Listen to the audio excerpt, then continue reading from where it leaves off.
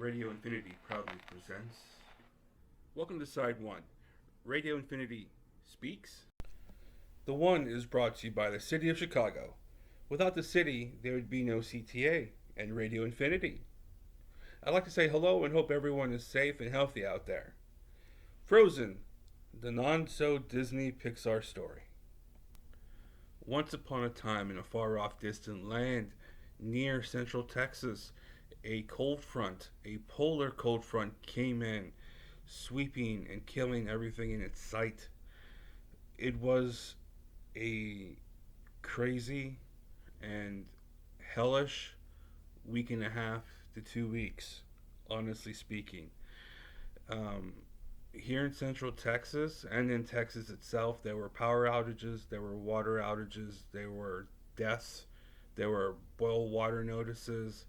It was just everything that you could not ask for and more.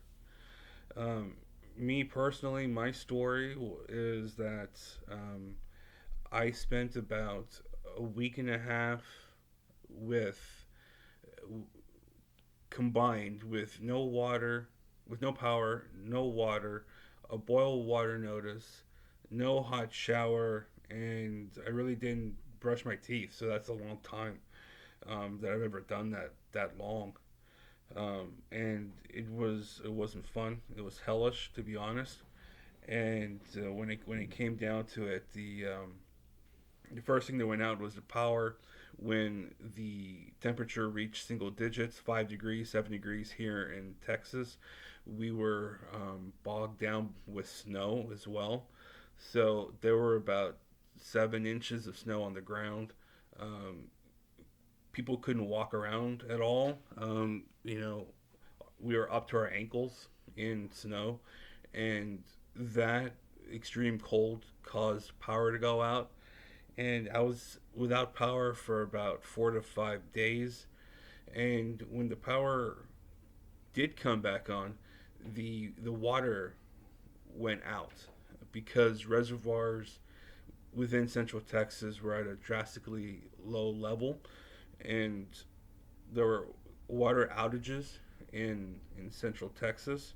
And once the water started to come back on, there were boil water notices because of possible bacteria and other things living in the water due to stagnation and low levels. It took another 4 to 5 days for the water to combine to come back and to be tested and treated and to be used again. I During the power outage, and I say outage, it was like more like a blackout here in Austin. For the majority of the people, there were supposed to be rolling outages, but there were, rolling outages, which are power going off and on in cycles. We were here in Central Texas, or here in my apartment complex. We were in a blackout for days with single digit temperatures, and I was in double layers of socks, sweats, sweaters. I wore a scarf, a ski hoodie, and I was still shivering. And I was in the dark, and it just seemed like literally that hell had frozen over. And thankfully, I did have like a lantern, an LED lantern, that I was able to put batteries in and have light. It didn't produce much heat, but it did keep me from sitting in the dark. But yeah, I had to sleep with like 2 to 3 blankets on top of the layers I was wearing, and it was just quite unbearable. But I guess it's no comparison to those who the elderly that passed away due to extreme cold and not having heat. So yeah, I just hope my state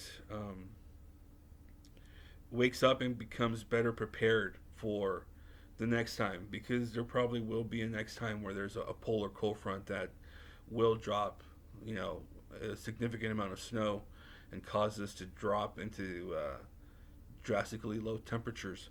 So I just hope that we're prepared, and when the temperature does, or when the weather does kick our ass, we are, um, ready to go for that.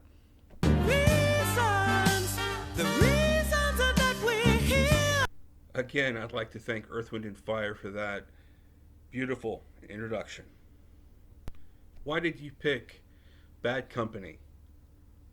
I picked Bad Company because I thought it would be a great 70s album to listen to. Um, I was trying to keep up with that 70s theme throughout February. I know last week we got sidetracked, and this coming Saturday will be the last 70s album. But Bad Company definitely has some great songs on there, which I'll discuss shortly.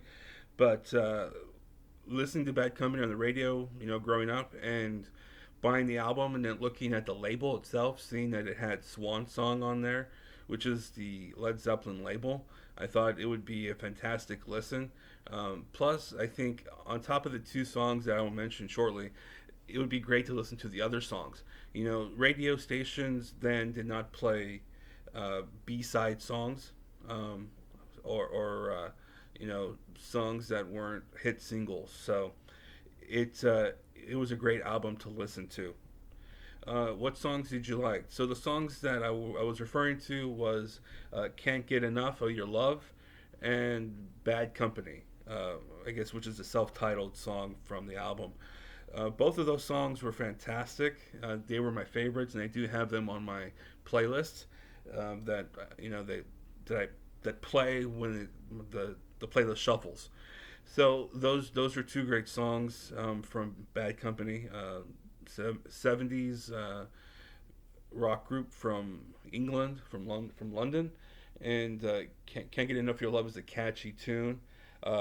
Bad Company is sort of like a badass kind of song where it kind of reminds me of like Young Guns or something, where or a western where if you're not fast enough with the draw, you're gonna die pretty much.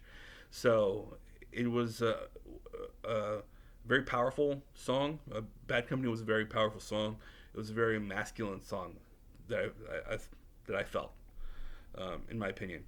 And last question is, did you like the album overall? I certainly did. Certainly did like the album overall. It was great to listen to, great to rock out to, sing. Thankfully, when I play the vinyl records, I mute the microphone so you can enjoy the album without hearing me sing in the background. But it definitely did have some catchy tunes. Definitely did tap my foot a couple of times, and I'll probably play that album in the future. When I'm listening to. When I just want to rock out to some good 70s rock, I'll definitely put on the turntable and spin it. But I think it was a good pick, and I certainly did enjoy the whole album overall. So this concludes Radio Infinity Speaks.